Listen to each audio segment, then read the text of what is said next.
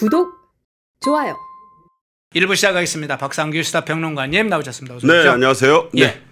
저 이제 항소폭 이야기 전에 제가 원잠, 핵잠, 도로 핵잠이라는 용어로 다시 돌아가자고 지금 뭐 국방부에서 발표를 했네요. 일단 어떻게 평가를 하십니까? 변덕이 그야말로 죽을 듯한다. 변덕이. 예. 뭐 그렇게 볼 수 있고 예.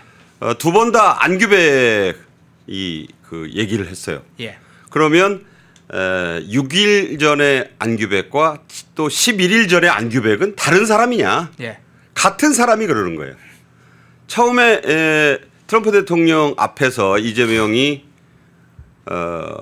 핵잠이란 말을 썼어요. 핵 추진 잠수함을 이렇게 하려고 하는데 연료 공급을 승인해 달라.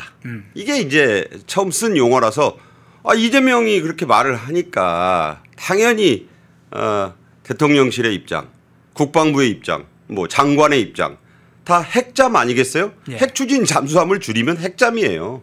그렇게 7일간 유지를 했어요. 그랬죠. 그러다가 지금 뭐 허앵커도 설명을 하셨지만 갑자기 안규백이 정확하게 이제 설명을 또 합니다.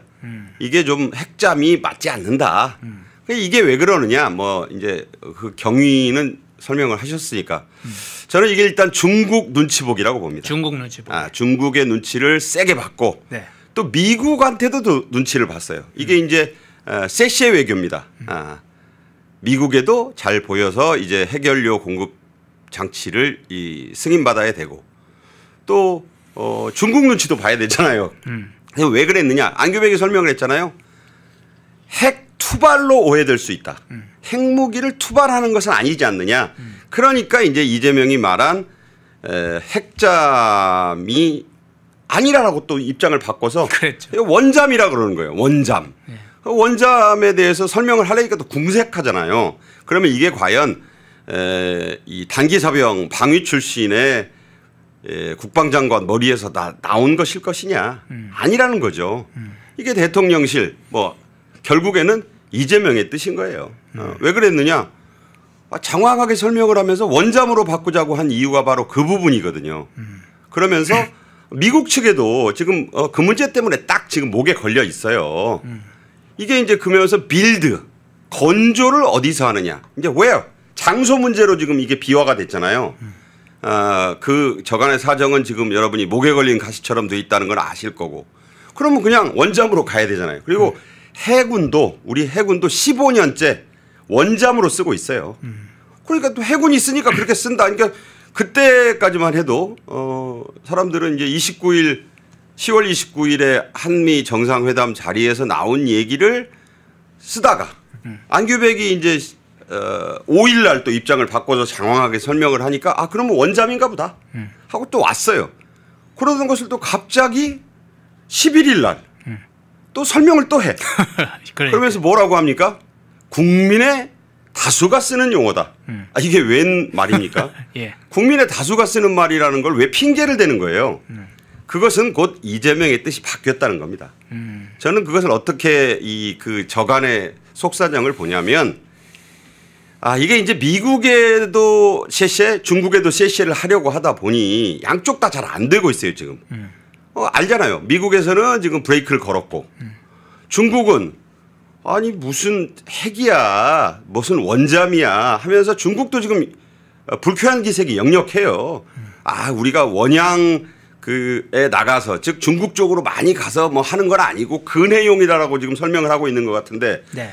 아니 핵잠으로 뭐하러 근해용을 합니까? 뭐 낚시잡이 뭐 고기잡이 잠수함이에요? 그 말이 안 되는 설명을 하고 있는 거거든요. 그러다 보니까 별로 이게 양쪽 다 안 먹히고 있다. 그러니까 이제 국민이 많이 쓰는 용어다라고 하면서 이제 또 바꾼 건데 그 국민이 누구냐? 국내용이라고 보는 거예요. 결국 미국이나 중국에 다 안 먹히니까 이제 누구에게 호소를 할 수밖에 없다? 좌파 지지층인 거죠. 예. 이제 지방선거도 얼마 안 남았고 이제 내부 결집용으로 다시 용어를 손질할 필요가 있다. 왜냐하면 제가 쭉 보니까 이 좌파 성향의 이재명 지지하는 그런 그 세력들은 아니 왜 뭐 원잠이냐 또 핵잠은 핵잠이지 아버지를 아버지라 못 부르고 왜 호영호재 못하냐 이런 식의 여론이 많다는 판단이 내려진 것 같아요. 그래서 어차피 외교적 실익도 없고 중국에도 미움을 살 바에는 그냥 원래 하던 대로 핵으로 가자. 저는 그렇게 해서 핵잠, 원잠, 핵잠. 자, 근데 궁극적으로 이런 말을 할 수 있어요. 왜 이렇게 용어 가지고 장난질을 하느냐. 이거 뭐 이런 식이면은 이제 대통령의 뜻이 바뀔 때마다 용어를 다시 정리해야 될 거 아니에요. 이재명 그래서 백과사전 지난번에 뭐 얘기하셨잖아요. 그러니까 이재명 백과사전이 나와야 될 판이에요. 그 유죄풀이집이라고 예. 그 뭐 이제 그 말을 해석하는 사전이 하나 나와야 되지 않겠냐. 예. 애꿎지는 않습니다. 그 말을 충실히 지금 복명복창하고 있는 안규백도 참 딱하다. 이런 말씀을 드립니다. 예. 자, 본 주제로 넘어가 보겠습니다. 노만석 검찰총장 직권대행의 사퇴가 발생했는데요. 자, 대장동 항소 포기 사건, 참 새로운 사실들이 계속 쏟아지고 있는데 그 장면으로 한번 가보겠습니다. 어제 오후 5시 30분경이죠. 시간은 정확한지는 모르지만 대략 5시 30분경에 노만석 대행이 사의를 표명했다고 알려졌고 언론에는 한 5시 40분경 보도가 됐습니다. 검찰 안팎으로 엄청난 비난을 받았죠. 저희도 이제 몇 번의 평가를 해줬는데 거기에다가 이제 검찰 내부의 반발뿐만 아니라 권력의 위압에 굴복하는 상황이 지금 드러나고 있는데 여기다가 이제 정치적인 문제만 있는 게 아니죠. 직권남용의 문제까지 발생을 시켰는데 결국 노만석이 사퇴를 했네요. 어떤 의미를 부여하십니까? 본인이 그랬잖아요. 선택지가 없다고. 예. 이제 뭐 욕 얻어먹을 거 다 얻어먹었어요. 78년 대한민국 검찰 역사상 가장 오욕스러운 검찰 수장으로 검찰총장 권한대행이니까 끝내 그 꼬리표를 못 댔습니다. 그러면서 이제 기조부장이 대검 기조부장이 원래 그 순서에 따라서 맡게 돼 있어요. 예. 이제 대대행으로 갑니다. 제가 그 윤석열 전 대통령의 이 탄핵 국면 때 그런 얘기를 했잖아요. 대행, 대대행, 대대대행 체제가 왔다. 아마 검찰은 이 대대행 체제로 계속 갈 것 같아요. 뭐 굳이 여기서 지금 뭐 항명이다. 뭐 무슨 검사 징계법을 다 바꿔가지고 검사들 다 파면시킬 수 있게 하겠다. 지금 민주당 그러고 있잖아요. 네. 그 이유가 뭐냐. 파면을 해서 옷을 벗기면 5년간 변호사 개업을 못합니다. 네. 살 길을 틀어막겠다는 거죠. 뭐 그런 식으로 하고 있기 때문에 자 이런 국면에서 뭐 검찰총장 권한대행이 뭐 예쁘게 나간 것도 아니잖아요. 네. 이재명 정권 입장에서 보면 네. 솔직히 얘기하면 그냥 그 자리에 있으면서 자기가 다 온몸으로 떠나주길 바랐을 거 아닙니까? 정성호 법무장관을 누군가 지켜줘야 될 거 아니에요. 그렇죠. 지키고 싶어 지키는 게 아니라 예. 이른바 순망치한의 관계. 입술이 망하면 이가 시렵다. 그러니까 이가 시리지 않게 저 노만석 대행이라는 사람이 앞에 좀 입술로 있어야 되는데 입술도 두껍잖아요. 뭐 그래서 좀 있어야 되는데 본인이 사라지겠다고 하니 네. 뭐 고울 리는 없어요. 하나도. 그러다 보는데 어제 출근할 때까지만 해도 출근길에 저는 발표하리라고 봤어요. 예. 그런데 발표 안 하고 들어가서 또 사실상 칩거하다시피 자기 방에 있었어요.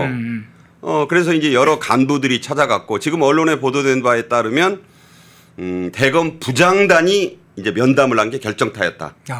이제 과장들이 와서 비공개로 휴가 가기 전에 한번 얘기했잖아요. 예, 물러나시는 그렇죠. 게 좋겠다. 네. 과장들이면 이제 쉽게 말하자면 영관급입니다. 영관들이 와서 이 원래 영관들이 무서워요.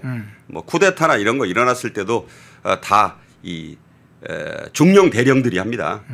대검 과장들은 그런 사람들이고 자 이제 대령 중령 소령들이 안 될 것 같으니까 이제 장성급들이 나선 거죠. 대검 뭐 부장들.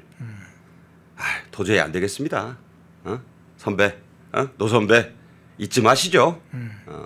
그렇게 되니까 본인이 이제 이제 뭐 나라고 용 빼는 재주 없다. 벌써 용 빼는 재주라서 용어 썼죠. 이미 네. 본인이 다 얘기했어요. 예. 그리고 지쳤다라고 남아 있을 사람이 예. 그 용산을 입에 담지 않습니다. 영리를 한 거잖아요. 이미 본인은 옷을 벗을 각오가 돼 있지 않고서는 용산이라는 용의 비늘을 건드릴 수가 없죠. 용산을 염두에 뒀다. 네. 이 말은 본인이 옷을 벗을 각오가 돼 있다. 자 인간 노만석으로 살고 싶다. 이미 저는 그런 말을 다 자기 연차 하루 쉬기 전에 해놨기 때문에 이미 다 그 신병 정리를 끝낸 거예요. 네. 근데 이제 이재명 정권 입장에서는 그래도 노만석이 좀 남아서 아까 말씀드린 순망치 안에 그 입술로 좀 남아 있어 주기를 그 좀 더 방탄을 그 방패막이를 좀 해주길 바랐는데 노만석 씨도 생각을 했을 거예요. 네.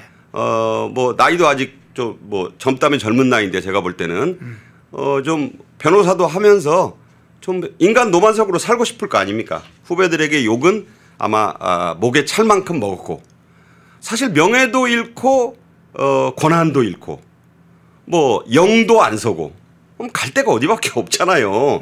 그러니까 이제 대검 부장단도 야 우리가 노 선배가 지금도 고민하는 것 같은데 날 저물기 전에 가서 마지막으로 우리가 좀 건의하자. 이렇게 해서 그 만남이 있었던 것으로 보도가 됐고. 제가 그럼 법무부하고 연관해서 조금 네. 더 진전을 시켜볼게요. 어제 조상우 법무부 장관 정책보좌관이 노만석이 사의 표명하기 직전이죠. 어제 한 오전에서 오후로 넘어가는 그 시간대인데 노만석 대행이 사퇴할 필요는 없다. 이야기를 했습니다. 지금 아까 순망치하는 이야기의 그 의미인 것 같아요. 그런데 결국은 노만석이 사의를 표명을 했어요. 그러면서 지금 들리는 얘기는 퇴임식 때 밝히겠다 이런 이야기를 지금 밝힌 것도 알려졌습니다. 입장을 밝히겠다. 그러면 이제 의미를 좀 자세히 설명을 해 주셨는데 노만석이 사퇴가 이제 현실화가 됐는데 법무부가 면직 처리를 하고 대통령이 최종 수용을 하면 끝나는 문제인데 이 노만석 사퇴가 향후에 미칠 영향, 파장 이 문제는 어느 방향으로 갈지 어떻게 보세요? 저 일단 검란이죠 이건. 예.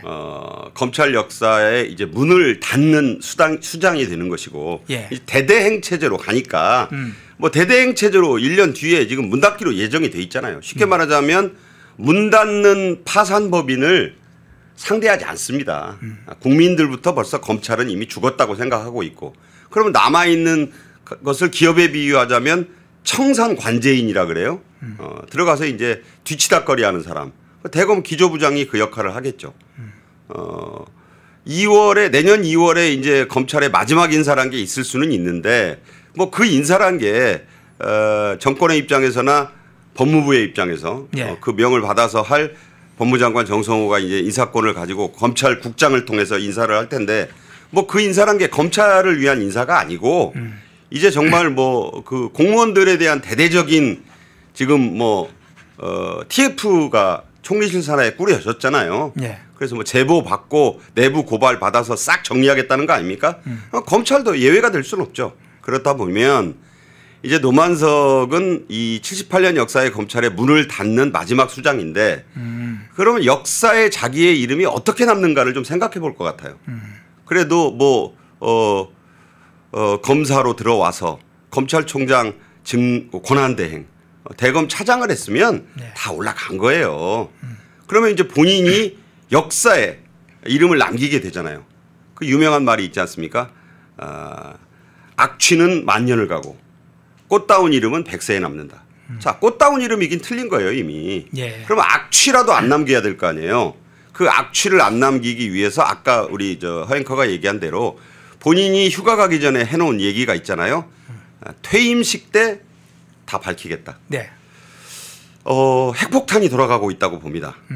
뭐냐면 이제 자기가 살아야 할 길은 이재명 정권에게 더 잘 보일 일이 그건 없다고 보는 거예요. 차라리 여기서 뭔가 칼집을 버리고 뭔가 결연한 모습. 뭐 얼마 전에 그 고려거란 전쟁이라고 유명한 KBS 사극의 양규 장군이라는 사람 뭐 보셨는지 모르지만 갑자기 역사에 없다가 영웅이 된 인물이 있어요. 네. 온몸에 그 가시처럼 화살을 맞고 죽었고 저도 사극을 즐겨하는 보는 편인데 그때 아주 감동을 받았었습니다. 검찰에 양규가 되려고 하지 않겠느냐. 이제 후배들에게는 어느 정도 얘기를 했으니까 정말 이게 항명포기였는지 정성호가 한 번도 전화를 안 한 것이 맞는 건지 지금 국민들이 가지고 있는 물음표가 많습니다. 네.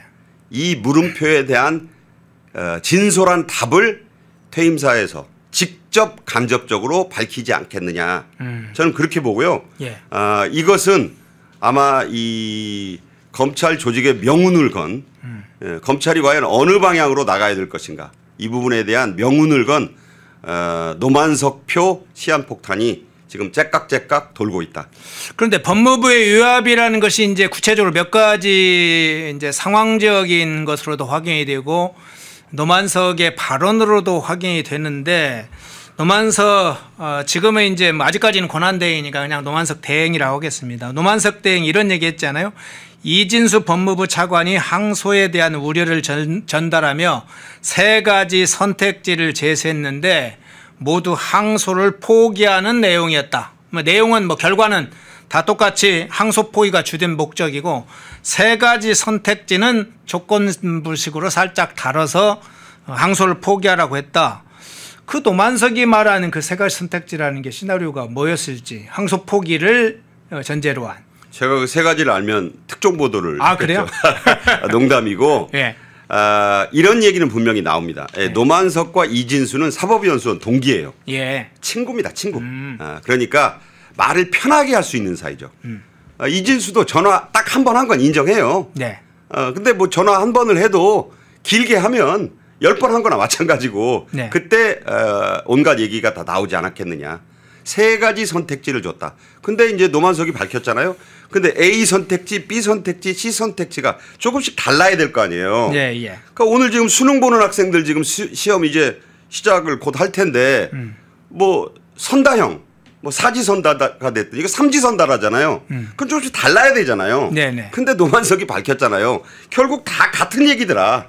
항소 포기라는 결론이 똑같더라는 얘기죠. 자, 그렇다는 것은 결국 A로 가도 B로 가도 C로 가도 항소 포기를 하라는 거다. 자, 노컷 뉴스가 사태 초기에 아주 놀라운 보도를 했죠. 큰일 났다. 항소 포기해야 할 것 같다. 그거 보셨죠? 그 네, 얘기. 네, 네. 자, 큰일 났다. 자, 법무차관이 검찰총장 권한대행 그것도 사적으로는 연수원 동기 친구인 노만석에게 큰일 났다라고 얘기했다면 내가 얘기한 게 큰일일까요? 그건 아니에요. 예. 법무장관 정성호가 얘기를 한 거는 큰일이라고까지는 안 할 겁니다. 그렇죠. 그러네요. 상식적으로 판단해 보자. 그러면 장관은 이미 3번이나 얘기했다잖아요. 신중하게 종합적으로 잘 신중하게 예. 신중 이렇게 얘기했다고 지금 계속 얘기하잖아요. 그런데 아까도 뭐 여기 그 펜앤마이크에서도 얘기하더라만 2019년 6월에 기록을 보면 정성호 당시 의원이 윤석열 당시 검찰총장을 감싸면서 똑같은 얘기를 한 게 있어요. 네. 그 자기 한 얘기를 그대로 틀어주면은 지금 정성호가 한 얘기하고 180도 반대 얘기잖아요. 아니 그 윗사람이 신중하게 판단해. 종합적으로 잘 따져보고 판단해. 외압 아닙니까? 대표가 상사가 그렇게 얘기하는데 그래 나 신중하게 알았어요. 내 마음대로 할게요. 이런 신중은 없습니다. 그 얘기를 2019년 6년 전에 당시 의원 정성호가 변호사 출신 의원 정성호가 했다는 거 아니에요. 예. 그것도 윤석열 당시 검찰총장을 향해서 그때는 윤석열이 같은 편이라고 느꼈으니까 그게 왜 6년 뒤에는 180도 달라졌느냐. 그렇다면 거기서 말하는 큰일 났다. 항소 포기해야 할 것 같다. 이거 CBS 노컷 뉴스가 보도했다가 금방 내렸어요. 예. 아시잖아요. 예. 그럼 그 큰일은 누구냐. 한 사람밖에 없죠. 이게 이른바 윤석열 대통령 전 대통령에게서 좌파들이 항상 하는 있잖아요. 경로하셨다. 경로는 큰일이다. 큰일은 경로다. 저는 그렇게 보는 겁니다. 그러니까 이 말의 근저에는 정성호 법무장관의 말이 큰일이 아니라는 거죠. 정성호 정도 가지고는 안 되겠어 친구야. 이 장관한테 너도 뜻을 들었겠지만 나도 그 뜻을 전하지만 그보다 더 큰일이 낫다. 항소 포기해야 할 것 같다는 취지로 얘기했다잖아요. 예. 그것도 아마 노만석 대행이 자기 퇴임사에서 밝혀야 될 겁니다. 그게 지금 저는 가장 관심이에요. 그 큰일 났다는 말을 들었습니까? 예. 들었다면 그 큰일을 누구로 느꼈느냐. 본인이 느낀 게 중요하죠.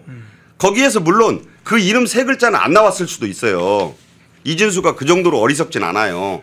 그렇지만 이 촌탁이란 말이 있어요. 알아서 긴다. 일본말로 손 닦고. 그렇게 얘기하면 알아들을 정도의 두뇌는 되잖아요. 대검 차장식이나 됐으니까 너 알아들었지 친구야.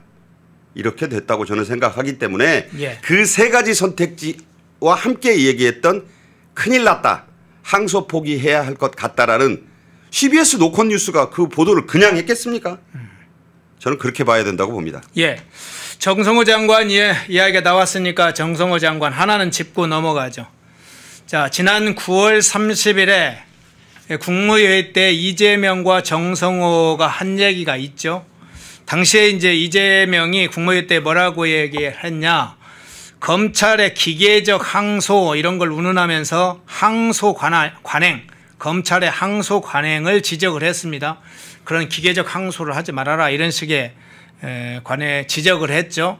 그래서 그때 당시에도 언론에서 자기 사건과 관련된 이야기냐 뭐 이런 지적도 있었는데 당시에 정성호 장관이 이렇게 답했습니다. 매일 대검국 업무를 보고받으면서 구두 지시를 하고 있다. 이런 발언을 해가지고 당시에 약간 논란이 됐었죠. 아, 매일 보고를 받고 구두 지시를 한다고 장관이 뭐 그랬는데 자, 이번엔 또 이제 지금 아까 세 차례 보고 문제가 나왔고 신중하게 종합적으로 판단하라는 문제가 나왔는데 앞서 이제 사이 영상에서 잠깐 봤는데 정성호 그 영상 다시 한번 보겠습니다. 단도직입적으로 제가 묻겠는데요. 법무부 차관에게 대장동 1심 사건 관련해서 어떤 지시를 하셨습니까? 법무부 차관이 검찰총장 대행에게 장관이 지휘권을 행사할 수도 있으니까 항소를 알아서 포기하라고 했다고 한다. 이렇게 법무부 차관에게 지시하셨습니까? 뭐 그런 사실 없습니다. 네. 대장동 사건 항소 포기 관련해서 신중한 결정하라고 세 차례 보고받은 자리에서 이야기하셨는데 만약에 장관님이 대통령한테 특정 사안에 대해서 이렇게 합시다라고 3번 보고했는데 대통령이 모두 신중하게 결정하라고 하면은 보고한 대로 집행하시겠습니까, 장관님? 제가 뭐 신중하라기 하면 처음에는 그냥 단순하게 사건 보고만 받았습니다. 두 번째도 뭐 거의 두 번째, 세 번째는 신중한 결정을 하라고 말씀을 하신 게 다 언론에 나와 있습니다. 제가 네네. 계속 진행하겠습니다. 신중한 결정이라는 게 국회에서는 어떻게 쓰이는지 잘 아시죠? 아니라는 얘기입니다. 이재명 대통령도 저렇게 말씀하셨습니다. 긍정적으로 검토해보겠다? 밑에 보시죠. 안 됩니다라는 뜻입니다. 다시 묻겠습니다. 왜 대장동 사건 항소에 반대하셨습니까? 저는 뭐 반대한 건 없습니다. 반대하지 않으셨습니까? 최종적으로는 사실상 반대하셨습니다. 예. 정성호 당신이 이재명한테 보고할 문건을 가지고 가서 이렇게 하면 이런 방향으로 하겠습니다. 그러니까 만약 그러면 이재명이 그래? 그 신중하게 좀 생각을 해봐. 이렇게 3번이나 보고를 했는데 그거 신중하게 다시 생각을 해봐. 이러면 그걸 어떻게 이야기했냐는 예도 들었는데 어떻게 들으셨어요? 신중한. 아까도 이 말씀을 드렸지만 법무부 장관은 오직 서면으로만 네. 검찰총장에게 수사 지휘권을 행사할 수 있습니다. 네. 이게 법이에요. 네. 그런데 안 했다는 거죠. 서면으로도 안 했고 그런 말도 안 했다. 자, 그러니까 법에 워낙 능통한 변호사 출신인 서울대 법대를 나오고 서울대 역도부장까지 한 대통령 명을 받아서 이재명 명을 받아서 검찰개혁하느라 윗니 세대가 지금 다 빠져 있다고 해서 입도 크게 안 벌린다는 10월 말에 그 임플란트 잘 마무리했으니까 이제 입을 잘 벌리겠죠. 그런 정성호 장관이 그런 자국을 남겨놓겠어요. 그러니까 배준영 의원도 좀 딱한 것이 예스가 노가로 물어보면 일본말 써서 좀 안 됐습니다만 저런 식으로 물어보면 아니라 그러죠. 했어요 안 했어요? 안 했습니다. 그런 적이 보도됐는데 맞아요 안 맞아요? 안 맞습니다. 저 질문 저렇게 하면 안 된다고 봅니다. 내 배준영 의원을 좀 비판하는 게 아니라 들이대는 사실을 가지고 먼저 좀 꼼짝 못하게 해놓고 새로운 사실을 들이대면서 물어봐야지 뭔가 좀 당황하는 기색이라도 나오는데 저 언론에 나온 거 짜깁기 해가지고 저렇게 와서 물어보면 저렇게 100% 저렇게 답하게 돼 있어요. 했어요 안 했어요? 안 했어요. 만났어요 안 만났어요? 안 만났어요. 자, 제가 왜 그런 얘기를 하냐면 질문이 좀 겉도는 느낌이다. 네. 그러니까 바쁘니까 좀 자기 질문 있기에 급급하지 않습니까? 뭔가 지금 국민의힘이 어제 15,000여 명 모여가지고 또 국회 앞에서 그렇게 하신 거 좋아요. 그러면 그 7명 되는 의원이 좀 열심히 좀 제보도 받고 추적도 하고 해서 언론에 안 나온 얘기 같은 거라도 좀 하나 정도 들고 나와야지.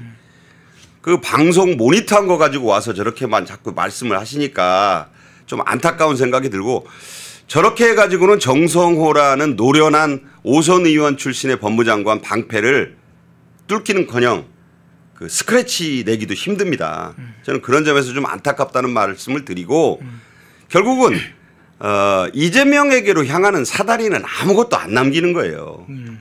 지금 뭐 아무 말도 안 하고 있는 것도 그런 것이고 지금 법무장관 쪽에서도 그렇고 더불어민주당에서도 이미 프레임을 바꿨습니다. 항명 쿠데타. 예. 그래서 검찰들을 역공하고 있고 이미 검찰들을 위축시키기 위해서 일반 공무원처럼 검사도 징계하겠다. 자, 파면을 시킬 수 있도록 바꾸겠다. 지금은 검사 파면하려면 헌재까지 갖고 가야 돼요. 예. 근데 그거 더불어민주당이 법 만들어서 하면은 검사들도 일반 공무원처럼 파면을 시킬 수가 있다는 거예요. 그건 저는 상당히 검사들을 위축시킬 수 있는 아주 대단한 그 무기를 지금 꺼냈다고 보거든요. 사실은 이번 그 검찰의 이 파동은 결국은 형식적으로는 노만석이 하지 말라고 한 것이고 중앙지검장이 그 뜻을 받아서 야 내가 책임질 테니까 항소장 제출시켜. 그렇게 못한 것이고 중앙지검장이 항소장을 제출 못하게 해도 그 앞에 있던 검사가 그냥 들이밀면 끝이었어요. 예. 그런 검사 한 명이 왜 없습니까? 저는 정말 아니 옷 벗을 각오로 아니 옷 벗고 만약에 뭐 지금 말씀드린 대로 5년간 변호사 개헌 못한다고 그 검사가 저는 죽는다고 보지 않아요. 네. 저는 그 검사가 오히려 제 생각에는 영웅도 될 수 있다. 그리고 더 큰 길이 열릴 수 있는데 너무 자리에 연연한 거 아니냐. 그렇게 프레임을 짠 거예요. 결국은 우리가 하지 말라고 하면 자기 보신주의에 빠져서 어떤 검사도 어떤 검찰 간부도 그렇게 못할 것이다. 인사권을 틀어쥐고 있는 법무장관에게 감히 그 이상은 도전 못할 것이다. 저는 이게 안타깝다는 얘기입니다. 예. 자, 대통령실로 잠깐 옮겨 가보겠습니다. 자, 국가적 중대 사안이 지금 터졌는데 대통령실은 뚜렷한 입장을 밝히고 있지는 않습니다. 국정자원 화재 때 뭐 할 때마다 이재명이 현장에 없다는 건 우리가 자세히 봐왔는데 이 자기 사건이긴 하지만 이 항소 포기 관련된 중대 사안이 터져서 지금 난리가 났는데도 대통령실은 입장을 밝히질 않아요. 거의 뭐 우리는 관련이 없다 이런 식의 반응인데 그저께 대통령실 출입 기자가 대통령실 관계자에게 질문을 했습니다. 지금 이제 대변인으로 지금 추론이 됩니다. 대변인. 2명의 대변인 중에 하나로 보이는데 그 질문을 했어요. 검찰의 항소 포기 관련된 뭐 이런 거 질문하니까 그중에 대통령실 관계자가 대통령실 기자가 왜 그런 질문을 하냐 하면서 오히려 힐난을 하는 쪽으로 이야기를 했다고 그러는데 대통령실의 반응에 대해서는 어떻게 해석을 하세요? 제가 아까 말씀드렸잖아요. 어떤 사다리도 예. 어떤 조그마한 신라도 이재명에게 연결되는 거는 다 차단하겠다는 겁니다. 아무 말도 안 한다는 얘기는 지금 다 밑에서 정성호도 그렇고 뭐 대검 간부 노만석 뭐 물러난 정진우 전 서울지검 중앙지검장 누구도 대통령을 입에 못 담잖아요. 이재명이란 이름을. 그렇게 되리라고 예상을 한 것인데 대통령실 기자는 국정 전반에 관해서 무엇이든 물어볼 권리가 있습니다. 아니 기자는요. 쓸 기자 놈자자 쓰는 놈이 아니에요. 저도 36년 기자 생활을 했지만 기자는 묻는 사람입니다. 질문하는 사람이에요. 질문하는 사람에게 왜 그런 질문을 하냐? 너 기자이기를 포기해라는 거잖아요. 아니 대통령에게 못 물어볼 질문이 뭐가 있습니까? 대통령은 이 나라 국정의 최고 책임자입니다. 국정의 A부터 G까지를 다 참견하잖아요. 지금 참견이 아니죠. 다 지휘하잖아요. 예. 어떨 때는 일개 정부 부처의 실국장 이하들이 할 얘기도 국무회의석상에서 다 디테일을 챙기지 않습니까? 그러면 이 지금 대한민국을 들었다 놨다 하고 지금 난리가 나고 온 언론이 다 이 도배를 하다시피 하는 이 항소 포기 의혹에 대해서 대통령실 기자가 물어볼 수 있는 거죠. 그런데 왜 대통령실 기자가 그런 질문을 하냐? 이건 얘기가 안 되잖아요. 근데 저 그림을 보면 딱 이해가 돼요. 아, 두 사람. 한 사람 왼쪽 사진에서 볼 때 강유정과 또 김남준 누굽니까? 설명이 더 필요 없잖아요. 7, 8월에 있었던 한미 관세 협상이 합의문조차 필요 없이 잘된 회담이라고 얘기한 게 강유적이고 딴 거 뭐 많지만 굳이 자 김남준 김현지 정진상과 더불어서 저 공동 대변인 자리에 가기 전까지 김현지에게 자리를 내준 제1 부속실장 문고리를 쥐고 있던 사람 아니에요. 예. 저 두 사람이 대통령 대변인을 하고 있는데 당연히 다 차단하는 거죠. 어떤 것도 이 제 명에 어떤 글도 이거와 엮지 마라. 경고를 세게 한 거예요. 예. 앞으로도 대통령실에 출입하고 싶으면 이런 질문은 내게 하지 말아라.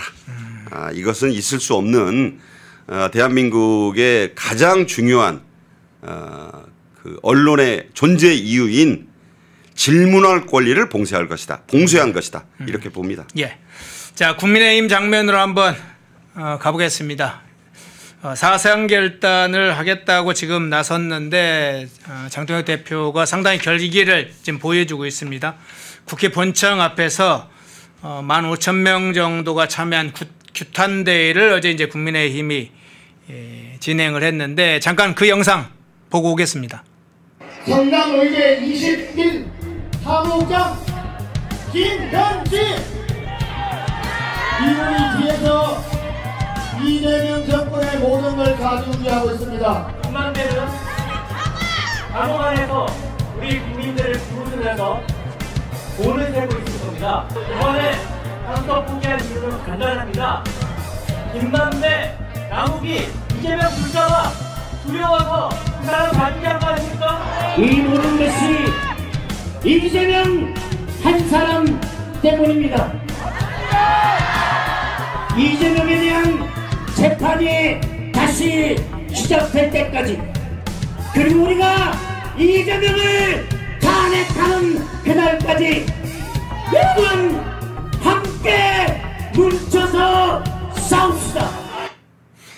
예, 이재명 탄핵, 이재명을 끝내야 된다. 이재명은 독재자다. 이제 뒤에 대통령이라는 이름도 딱 뗐습니다.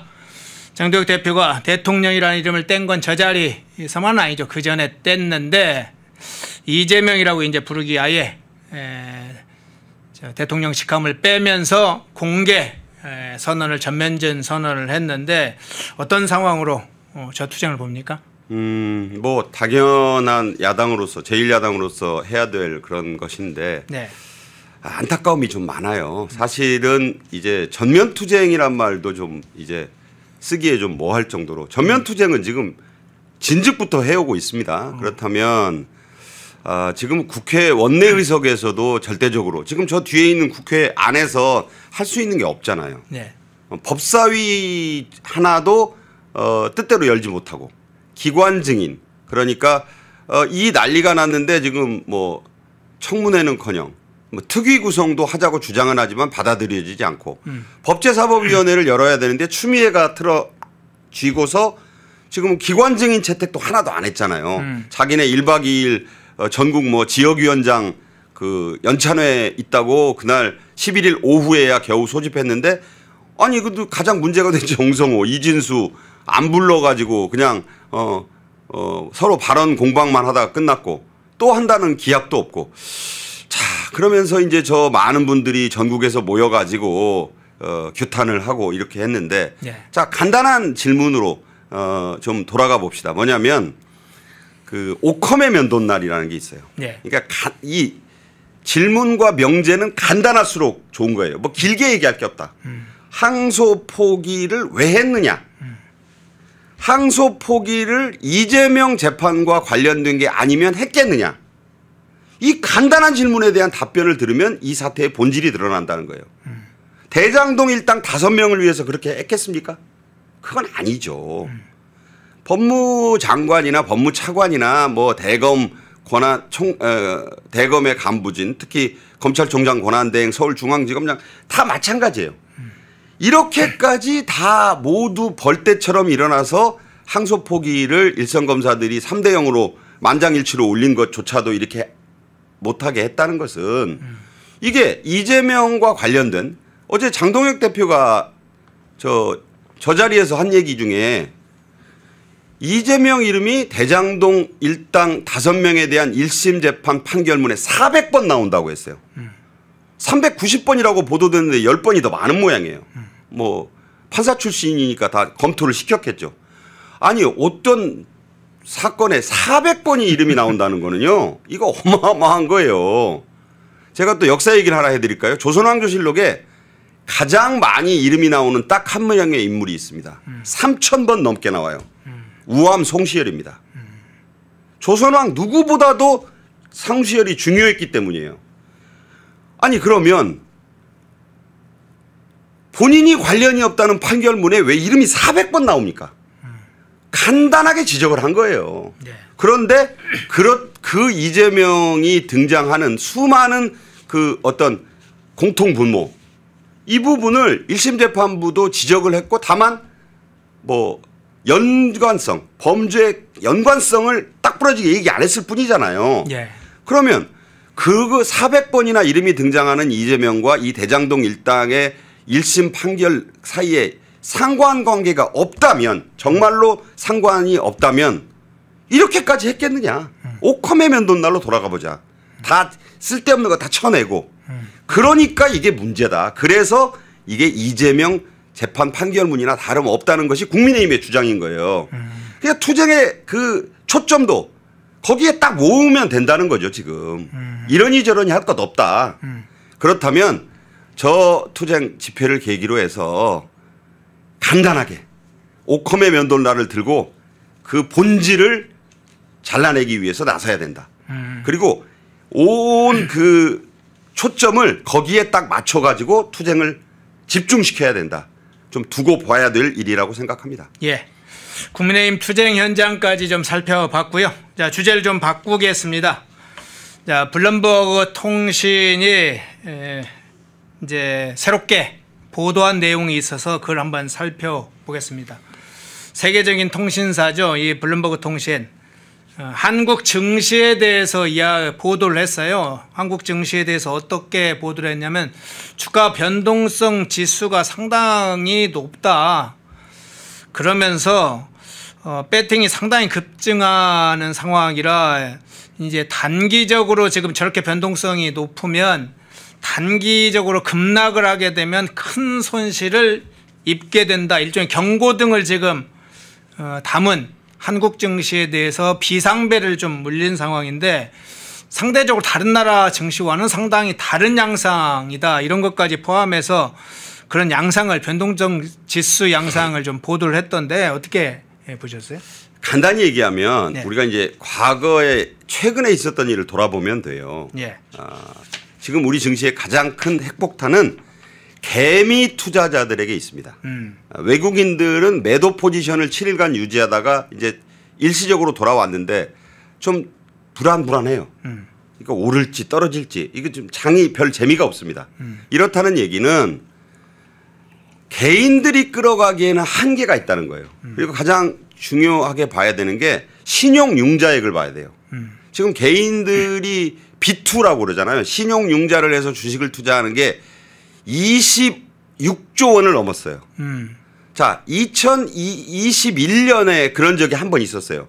25조 원을 넘어서 개인들이 막 빚을 내서 투자를 했었습니다. 5년 전으로 거슬러 가면 돼요. 5년이 좀 넘었어요. 6개월 있다가 증시가 코스피가 1000포인트 빠졌어요. 개인이 끌고 가는 개인이 떠받치는 장세의 위험은 5년 전에 이미 경고가 됐었다. 근데 이번에는 더 위험한 게 뭐냐. 정권이 지지율을 이재명 정권이 자신들의 지지율을 이 주가 지수하고 연동시켜 놨다는 거예요. 그렇죠. 이게 그때와는 또 다른 점이에요. 그러니까 뭐 지금 뭐 여러 가지 정책적인 법적인 그 기름을 좀 붓겠다고 하고 있어요. 그러면 개인들은 빠져나오고 싶어도 못 빠져나와요. 그 정책이 나올 거라는 기대감에서 계속 비투를 할 거라 이 말이죠. 예. 그런데 이미 그 위험선을 1조 이상 넘었다 이거예요. 이 신용융자가. 예. 그러면 5년 전의 사태가 재현 안 된다고 누가 장담하겠습니까? 증시 전문가들도 이거 잘못하다가 그때보다 더 심한 폭락장이 올 수 있다. 자, 지금 삼성전자와 SK 하이닉스를 빼면 코스피를 3,300으로 평가할 수 있다는 전문가들의 지적이 나왔어요. 예, 그 얘기 나오더라고요. 아, 그러니까. 예. 그런데 반도체도 지금 불안해요. 반도체 관세 안 내리고 있잖아요. 내려준다는 말만 있지. 그리고 지금 반도체 슈퍼사이클 하는데 삼성전자하고 SK 하이닉스만 있습니까? 이 우리나라에? 아니잖아요. 나머지 수천, 6천 개가 넘는 기업들이 여기 있어요. 그 밑에 기업들까지 합치면 수만 개. 삼성전자와 하이닉스 등 그 상위 기업들이 차지하는 비중은 0.14%입니다. 우리나라 기업 중에. 그러니까 지금 매우 위태롭고 불안하다. 개인들이 빚을 내서 뛰어든 이 장세가 1000포인트가 빠진다고 생각해 보십시오. 3000대 초반으로 코스피가 폭락할 수 있다는 거예요. 그렇게 되면 누가 책임집니까? 주식 투자는요. 자기 책임인 거예요. 자기 돈 걸고 하는 정부가 허가내 준 도박판인 겁니다. 여기는. 따라서 정말로 조심하셔라.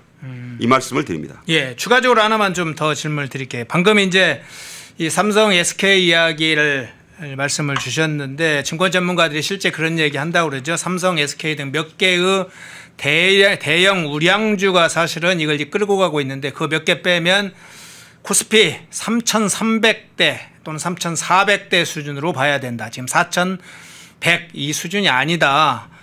절반 이상은 사실은 기업들 주가들이 오히려 하락했다. 뭐 이런 이제 구체적 지표도 나오던데 이런 얘기를 좀 듣고 싶어요. 아니 묻고 싶어요. 시중에 이제 유동성 자금이 약 30조 이상이 풀렸다는 한국은행의 발표가 나왔던데 9월에 이 통화와 유동성 동향의 보고서가 나왔던데 시중에 50조 이상이 풀렸다. 그에 대해서 그러니까 경제 상황이 좋거나 펀더멘털이 좋아서가 아니라 이 투기성 자금이죠.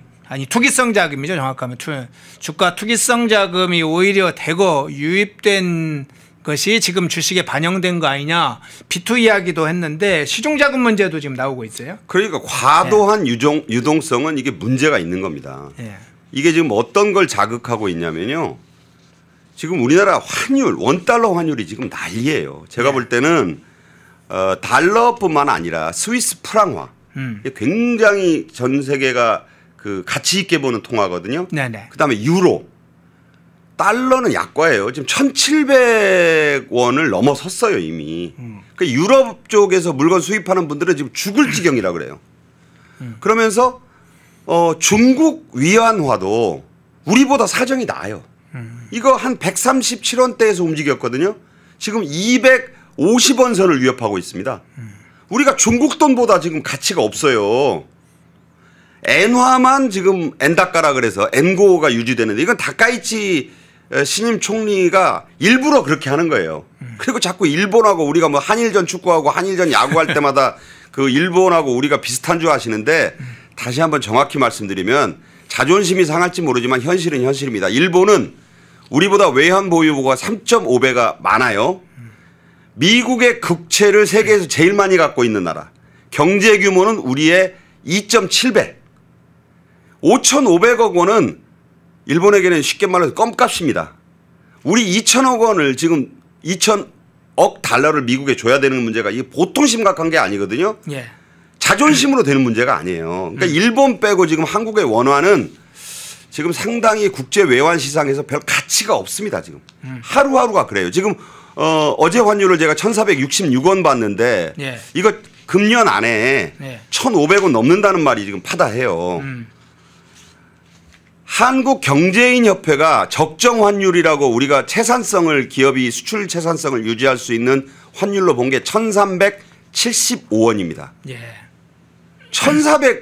1,466원이면요 100원 가까이 많은 거예요. 이거 수출 안 됩니다. 이러다가 1,600원 넘잖아요. 예. 패닉이 와요. 이게 일부 미국에서 현지 공장 돌리거나 하는 기업들은 조금 유리할 수 있는데 그건 세 발의 피입니다 지금. 우리 수출로 먹고 사는 나라예요. 원달러 환율, 그다음에 유로 환율, 프랑 환율 뭐 이런 것들이 엉망진창이 되면요. 우리 큰일 납니다. 그러니까 지금 한국 증시가 아까 블룸버그 통신 말씀도 하셨지만 불안하다고 경고를 한 것이 뭐냐면 펀더멘털에 대한 외국의 시각, 한국 기업들의 기초 체력을 대단히 우려스럽게 보고 있다.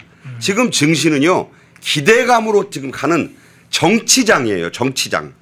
폴리티컬 마켓이에요. 제가 볼 때는. 이코노믹 마켓이 돼야 되는데 이게 폴리티컬 마켓이 되는 건 누구 책임입니까? 경제 논리에 맡겨야 될 증시를 정치의 장으로 변질시킨 정권의 상당한 그 책임이 저는 있다고 보는 거예요. 예. 왜 대통령 지지율과 정권 지지율 그것을 주가 지수에 연계시킵니까? 그 주가 지수가 4,000이 넘고 코스피가 5,000을 가면 지지율도 따라 오르는 겁니까? 그 증시라는 게 떨어질 수 있잖아요.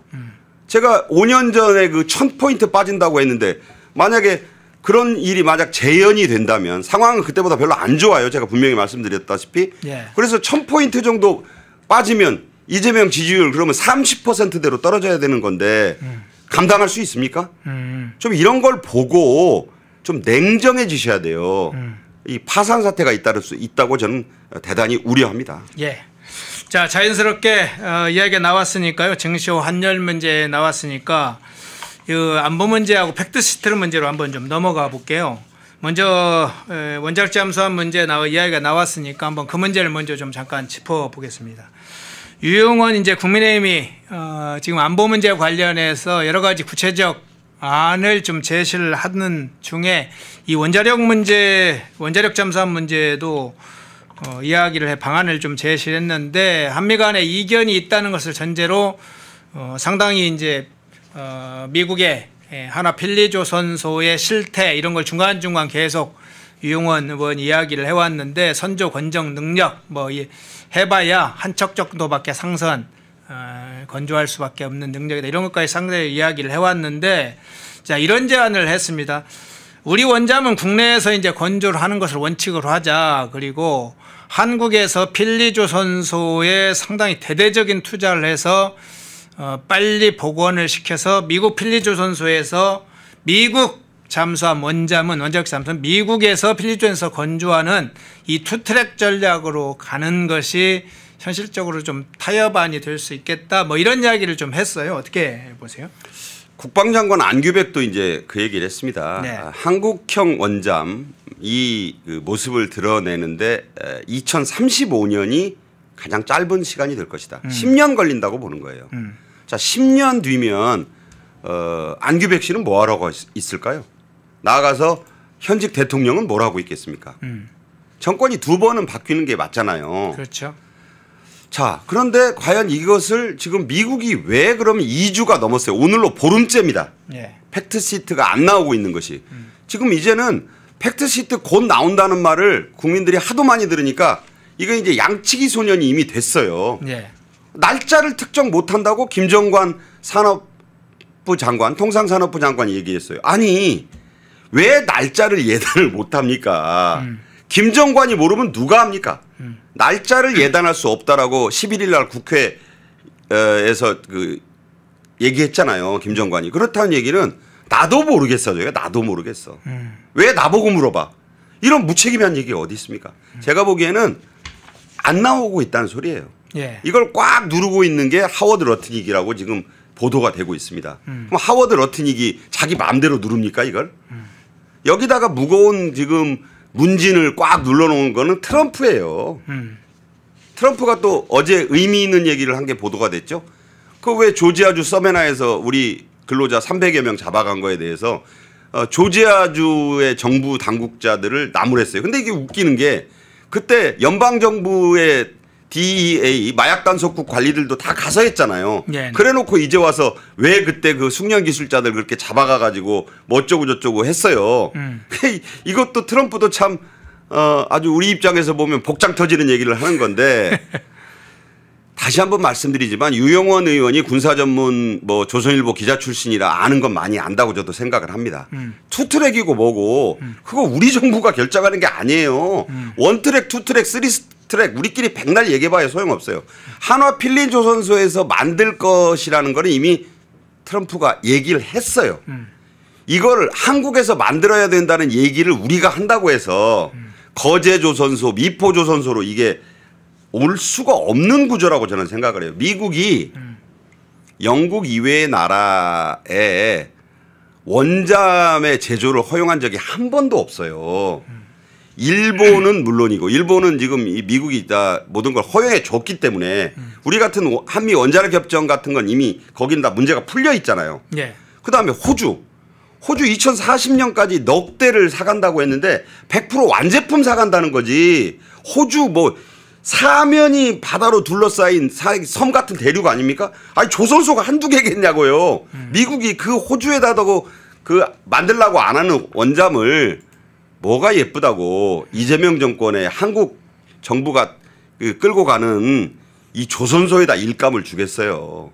아니 이 원잠 하나 만드는데 돈이 얼마나 남는데 인력이 수천 명 원자 전용 도크 놔야지 준비하는 데만 최소 7년 걸린다잖아요. 우리가 만듦네 어쩜네 하는 얘기는 다 우리 쪽 얘기일 뿐이에요. 제가 보기에는 이거를 미국에서 필리조선소에서 근데 필리조선소는 한화가 1억에 인수를 했습니다. 예. 사실 헐값이에요. 그리고 앞으로 50억 달러를 넣어서 하겠다는데 이게 원잠용이 아니고 1년에 상선 한 척 만들려고 20척으로 늘리려면 상선을 그리고 MRO를 거기서 하려면 한 50억 달러는 넣어야 되겠다. 근데 원잠이라는 변수가 툭 불거졌네. 전혀 다른 투자를 해야 돼요. 근데 한화오션이 솔직히 말하자면 50억 달러 넣는 것도 그 마스가에 따라서 넣는 거지. 근데 원잠을 만약에 한화 필리조선소에서 만들려면 제가 보기엔 50억 달러 이상을 별도로 넣어야 돼요. 그런 돈이 하나그룹에 없습니다. 이런 사정을 감안해 보면 대단히 지금 이 원잠 문제는 이재명 정권의 정치적인 레토릭으로 가고 있다. 그래서 이 문제를 자꾸 한국에서 건조하겠다. 뭐 한국형 원잠으로 가겠다. 이래 봐야 지지층들은 좋아할지 모르지만 미국이 절대 허락을 안 할 겁니다. 그 점을 이쪽에서 양보하지 않으면 이재명 정권이 양보하지 않으면요. 관세와 묶여있는 조인트 팩트시트는 제가 보기에는 12월 안에 나오기 어렵다. 12월 안에 못 나온다는 얘기는 2026년으로 넘어가는 거예요. 예. 자, 안보 분야 팩트시트는 빼고요. 그러면 좀 앞에 이야기를 했으니까 자, 관세 협상 팩트시트를 마지막 주제로 좀 해볼 생각인데 리버트님 후원 고맙습니다. 시청하시면서 좋아요 안 누르신 분 있으면 꾹 한번 눌러주시길 부탁드립니다. 자, 이 안보 관세 협상 팩트시트가 언제 최종적으로 이 안보 분야와 함께 조인트 팩트시트가 합의된 형태의 공개 발표가 있을 건지 아직 이제 미정인데, 근데 이제 관세 협상 관련된 부분은 많이 좁혀졌다 이렇게 어쨌든 대통령이 계속 이야기하는데 새로운 사항이 좀 알려졌어요. 어제 중요한 사항이 좀 알려졌는데 이 팩트시트에 대미 투자 우리가 투자하기로 약속한 2천억 불 매년 200억 불 현금으로 투자하기로 한 거 이거 투자를 못하면 미국에서 관세를 다시 올린다. 이게 팩트시트 안에 쫙 명문적인 문구로 들어간다. 이런 내용이 알려졌어요. 그것도 합의를 해놓고 발표를 안 한 거죠. 지금까지. 아 그렇습니까? 아니 네. 그렇다고 봐야죠. 왜냐하면 통상산업부 장관 김정관이 11일 네. 국회 이 통상산업 뭐 벤처 이런 엄청 긴 위원회 있잖아요. 예. 그 위원회 전체 회의에서 야당 의원의 질의가 그렇게 나왔어요.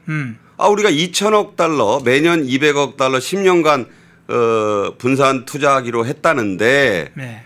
그 액수에 못 미치는 돈을 내면 아니 미국이 관세 다시 올린다고 했다는 내용이 들어있다는데 맞습니까? 네. 이렇게 물었다는 거예요. 그러니까 김정관이 이 정치인 출신도 아니고 상당히 좀 어떻게 보자면 고지식한 사람입니다. 여러분도 좀 느끼셨겠지만 기업 출신이기도 하고 그래서 그런 내용이 일본과 똑같이 들어있다 이렇게 답했어요. 네. 근데 제가 과문한 탓인지는 몰라도 저는 처음 듣는 얘기예요. 허앵커도 처음 들으셨을 거예요. 예. 그런데 왜 이제서 얘기하느냐 그러면. 예.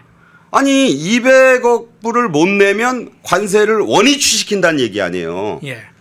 15%로 내린다는 것도 아직 발표가 안 됐는데 계속 25% 혹은 철강 50% 반도체 최애국 대우 안 해준다는 내용 등이 그대로 컴백된다는 얘기 아니냐. 왜 이런 조항이 있는 걸 말 안 했냐 그랬더니 아 일본에도 있는 거 우리도 똑같이 있는 거예요. 이렇게 대답했다는 거예요. 김정관 장관이. 아니 저는 처음 듣는 얘기예요 이거. 예. 그러면 자 제가 이제 농담으로 이런 말씀 드릴게요. 좀 아재 개그 같은 건데 PR이라고 영어로 이제 Public Relations라고 그러잖아요. 근데 PR이 뭐냐. 피할 건 피하고 알릴 건 알린다. 그래서 PR이다. 제가 이거 대학생 때 들었던 유명한 농담 재밌는 기억나시죠? 예예. 이렇게 한 거 아니에요. 그래서 PR이죠. 피하고 피하니까 이 얘기를 안 했던 거야. 괜히 이 얘기해봐야 에이 그거 200억 낼 능력 없으면 원점 된다는 소리네. 내린 것이 아니네. 이럴까봐 이 얘기를 꾹 입다 하고 안 하고 있다가 어제 이제 뭐 국회에서 이제 여러 가지를 조사해 보고 이제 물어본 거예요. 아 이런 거 우리도 했다는데 사실입니까? 그러니까 김 장관이 맞아요. 근데 일본도 똑같은 내용이 있어요. 저는 충격을 받았습니다. 왜 피할 건 피하느냐. 이러니까 관세 협상 조인트 팩트 시트니 뭐니가 지금까지 안 나오고 예. 왜 알릴 것만 알리고 유리한 것만 알리고 KBS 의료진단에 김용범 뭐 완규백 등등이 나와서 왜 유리한 소리만 하느냐. 국민들은 알 권리가 있다. 100% 좀 투명하게 공개를 해봐라. 왜 유리한 것만 불리한 거는 말을 안 하느냐. 저는 이거 충격적 내용이라고 봐요. 그렇죠. 지금 우리가 다시 한번 말씀드립니다. 한국은행이 밝힌 거를 송원석 국힘 원내대표가 국감 자료를 통해 얘기했잖아요. 현재 95억 불밖에 한국은행 금고에 없다. 30%는 그중에서는 떼가지고 적립해 놔야 되기 때문에 실제 한국은행의 외환 가용 자원은 65억 달러다. 근데 김용범이나 구윤철이 한 얘기가 있어요. 예. 150억 달러는 그 한국은행에서 가용 자원으로 갚고 그거 주고 50억 달러는 국채로 외국에서 조달한다 그랬잖아요. 그럼 150억이라도 있어야 될 거 아니야. 근데 통장에 65억밖에 없다면서요. 그러면 저 김정관이 11일 날 국회에서 한 얘기는 뭡니까? 미달되면 컴백이에요. 현금 200억 불 매년 안 내면 관세가 다시 25% 25% 이상 될 수 있죠. 될 수도 있고. 왜냐하면 네. 트럼프가 뿔나가지고 네. 아니 이거 또 회시마다 생각하고요. 이거 아니 입금 안 됐어. 네. 입금 안 되면 근데 입금도 195억이나 199억 내고 한 1억 안 내면 봐줄 수 있겠죠. 근데 150억에다 플러스 50억 해가지고 200억을 맞춰와야 되는데 한 돈 90억 가지고 와서 퉁칩시다 이러면 이거 관세 25% 이상으로 갈 수가 있어요. 소위 말해서 뿔난 트럼프가 뭔 짓을 할지 모른다고요. 지금 좌파 진영에서는 미국 연방대법원이 그 1차 변론 때 유리한 소리 했다고 야 트럼프 관세 곧 무효화돼 걱정할 것 없어 이런 얘기를 하는 모양인데 제가 이 자리에서 분명히 외신을 보고 분석한 걸 말씀드릴게요. 트럼프에게는 플랜 B가 있습니다. 따라서 그리고 미국 연방대법원이 100% 그 관세를 무효화하는 게 아니에요.